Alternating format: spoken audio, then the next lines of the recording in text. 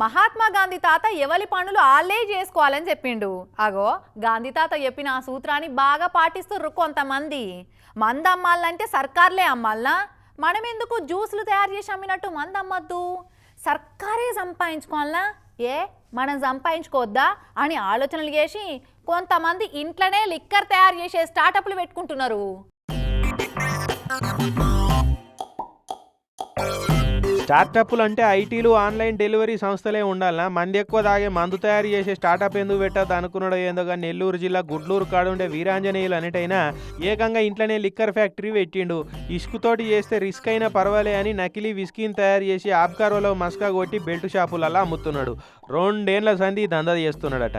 కానీ excise police వాళ్ళు ఇప్పుడే వాసన పసిగట్టి పోయి పట్టుకున్నారు ఇట్లా.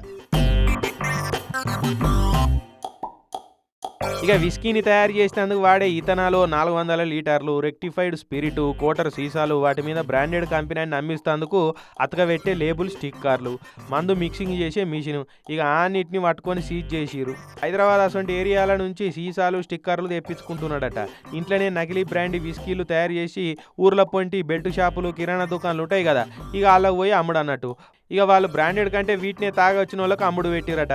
ఇక అందరు కూడా మంచిగానే నడిపించుకుంటారు దందా.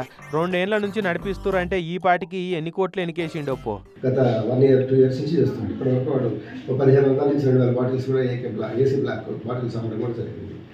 సో వీడిని పట్టుకున్నారు, ఎవరు ఏసీ ఎన్ఫోర్స్మెంట్ వాళ్ళు పట్టుకుంటే వాడు కరెక్ట్గా చెప్పడం జరిగింది. మందమ్మిన సర్కారుకు మస్తు ఆమ్దాని రాబట్టి అదే మందును మనం తయారు చేసి అగ్గోకి అమ్మితే మనకే మస్తు మిగులుతుంది కదా అని ప్లాన్ వేసుకుంటే పాపం ఆబ్కారోళ్ళు గిట్ల చెడగొట్టే కాదా.